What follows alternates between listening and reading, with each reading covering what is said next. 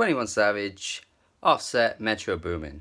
Some of the biggest names in hip hop today, some of the biggest names in trap rap today, all come together on Ow My Eye on this collaborative mixtape Without Warning, which dropped without warning. What a clever, clever thing. This is 30 minutes of dark, menacing trap music, which completely has a tone to it which perfectly fits the late night listening that I was experiencing on Halloween.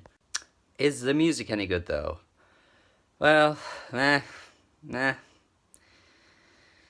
I mean, sure, the opening track, Ghostface Killers, does go hard. I really like that track. I think Offset sounds great on it. The beat is pretty good as well.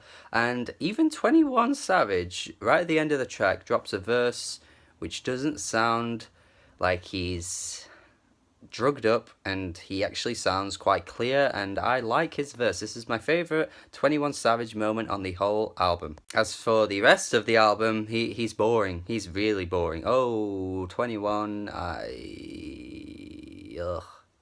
He's just boring. Not even with the lyrical content, really. I mean, I don't really care about what he's rapping about.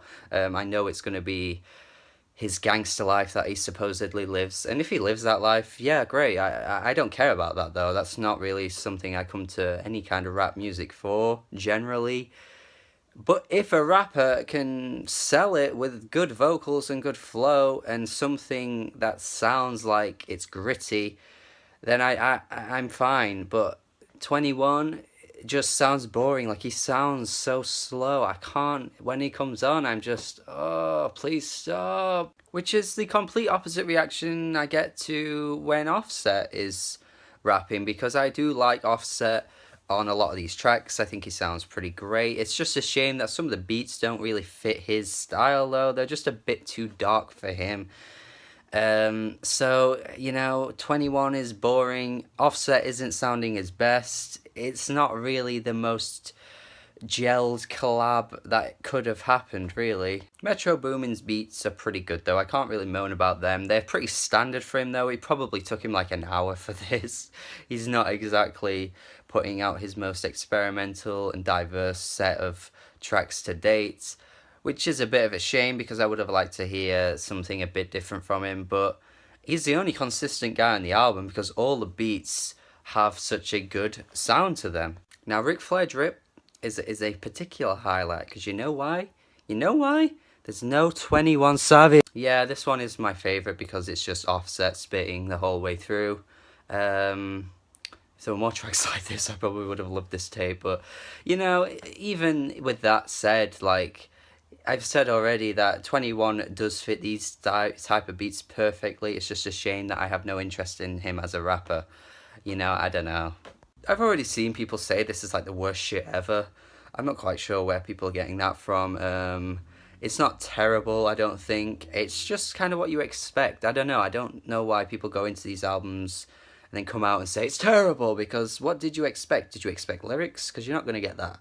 Did you expect amazing rap performances from the members? Well, I don't know. It depends on how highly you think of 21 Savage and Offset. I mean, I don't think of them that highly, so I guess I can't say I'm disappointed or angry at any of the music here. To me, it's pretty much similar to that Thugger and Future project that dropped last week. It's the same old stuff from the same artists, just they're joining together and one outweighs the other in quite a significant way. So it makes the entire album just feel a bit weighed down and dragged down. Just for me, when Offset is on the tracks, I'm vibing along, I'm thinking this sounds great, and then 21 comes along and I'm just kind of like, yeah, he's doing what he's always doing. I'm not really a fan of this. I'll maybe return to Ghostface Killers and Ric Flair Drip, because even the Quavo feature on this album, on the second track, wasn't that exciting for me, so I doubt I'd even return to that song. The closing track wasn't bad either, Darth Vader. I quite like that. Just a lot of it meshes together. It's only 30 minutes long, but it feels like 5 or 6 tracks are exactly the same. They don't really switch things up all that much. Metro's bringing some good beats, so If you're a fan of any of the artists involved, I'm pretty sure you'll enjoy this. It's going to be one of those albums that as soon as it comes out, everyone will hype over it, and then in about 2 weeks, no one's really going to be talking about it that much because they've kind of wore the album out a bit. For me, it's kind of mediocre. It's not bad because it does have a tone to it and it knows what it's doing and it sets the tone very well, I think. I can't really argue with the music on this album and what the artists are doing involved. It just doesn't entertain me. I want something better now from these artists. They're like years into their career and they're doing the same shit. I mean, I don't know. Yeah, it's a D for me. It's a D. I'll return to 2 tracks, which is more than I thought when I initially heard about this album. I thought there were going to be no tracks that I'd like. So I guess that's a success.